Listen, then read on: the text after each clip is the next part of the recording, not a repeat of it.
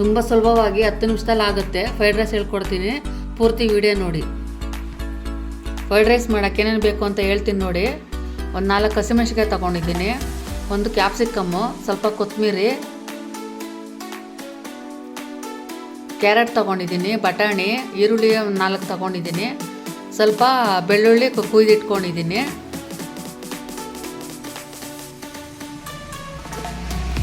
ಇದು ಕೊತ್ತಂಬರಿ ಸೊಪ್ಪು ಮತ್ತು ಈರುಳ್ಳಿ ಹೂವು ಇಟ್ಕೊಂಡಿದ್ದೀನಿ, ಪೆಪ್ಪರ್ ಪುಡಿ ಮಾಡಿ ಇಟ್ಕೊಂಡಿದ್ದೀನಿ, chilli sauce, soya sauce, vinegar ತೊಗೊಂಡಿದ್ದೀನಿ, ಸ್ವಲ್ಪ ಅನ್ನ ಮಾಡಿ ಇಟ್ಕೊಂಡಿದ್ದೀನಿ. ಈಗ ಮಾಡೋಕ್ಕೆ ಬಾಣಲಿಗೆ ಎಣ್ಣೆ ಹಾಕಿ ಇಟ್ಕೊಂಡಿದ್ದೀನಿ. ಸ್ವಲ್ಪ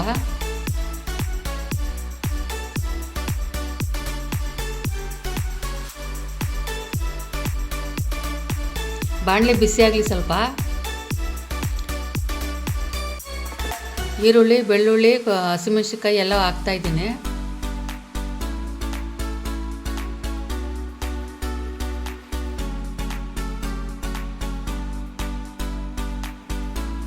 ಇದೇನು ಈರುಳ್ಳಿ ಜಾಸ್ತಿ ಏನು ಬೇಯಂಗಿರಲ್ಲ.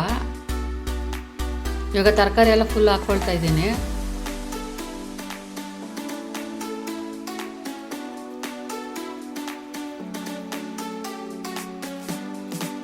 ಅರ್ಧ ಭಾಗ ಬೆಂದರೆ ಸಾಕಾಗುತ್ತೆ, ಇದು ಪೂರ್ತಿ ಏನು ಬೇಯಷ್ಟಿರಲ್ಲ.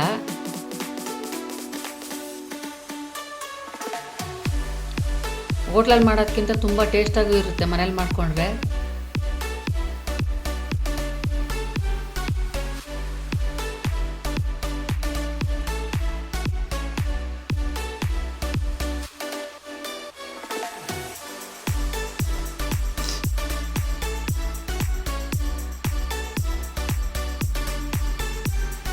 ಸ್ವಲ್ಪ ಉಪ್ಪು ಹಾಕೊಳ್ಳೋಣ ಇವಾಗ ಅದು ಬೇಯಕ್ಕೆ.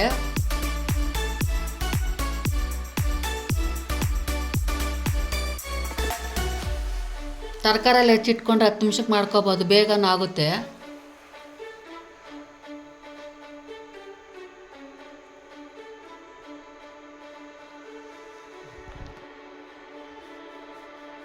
ಮಕ್ಕಳು ಬಾಕ್ಸ್ಗೂ ಹಾಕ್ಕೊಡ್ಬೋದು, ತುಂಬ ಸುಲಭವಾಗಿರುತ್ತೆ ಮಾಡೋಕ್ಕೆ. ಮನೇಲಿ ಮಾಡಿರೋ ಮಕ್ಕಳು ರುಚಿ ಆಗ್ತೀವಿ. ಅನ್ನ ಹಾಕ್ಕೊಳ್ಳೋಣ ಇವಾಗ.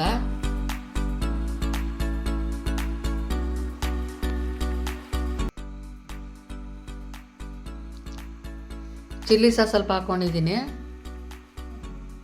ಸೋಯಾ ಸಾಸ್ ಸ್ವಲ್ಪ ಹಾಕ್ಕೊಳ್ತಾ ಇದ್ದೀನಿ,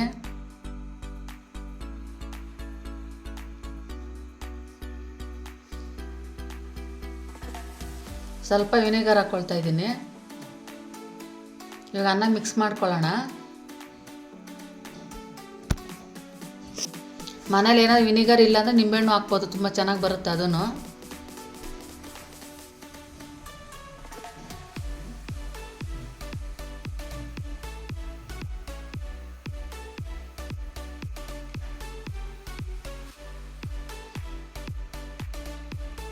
ಬೆಳಗ್ಗೆ ಹೊತ್ತು ಲೇಟಾಗಿ ಎದ್ದಾಗ ಮಾಡ್ಕೊಳ್ಳೋಕ್ಕೆ ಸುಲಭವಾಗಿದೆ, ಬೇಗನೂ ಮಾಡ್ಕೋಬೋದು.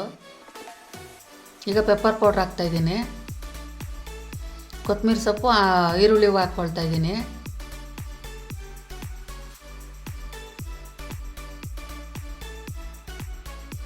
ಇವಾಗೆಲ್ಲ ಮಿಕ್ಸ್ ಮಾಡ್ಕೊಳ್ಳೋಣ. ನೋಡಿ ಈಗ ರೆಡಿಯಾಗಿದೆ, ತುಂಬ ಚೆನ್ನಾಗಿ ಹಸಿರಾಗಿ ಕಾಣ್ತಾ ಇದೆ. ರೆಡಿಯಾಗಿದೆ ಫ್ರೈಡ್ ರೈಸು. ಇದೇ ಥರ ಸುಲಭವಾಗಿರೋ ಅಡುಗೆ ಹೇಳ್ಕೊಡ್ತಾ ಇರ್ತೀನಿ, ನಮ್ಮ ಚಾನೆಲ್ ನೋಡ್ತಾ ಇರ್ರಿ. ನೀವು ಇದೇ ಥರ ಮಾಡಿ ಹೆಂಗಿದೆ ಅಂತ, ರುಚಿಯಾಗಿದೆ ಅಂತ ನೋಡಿ ನಮ್ಮ ಕಮೆಂಟ್ ಸೆಕ್ಷನಲ್ಲಿ ಹಾಕಿ.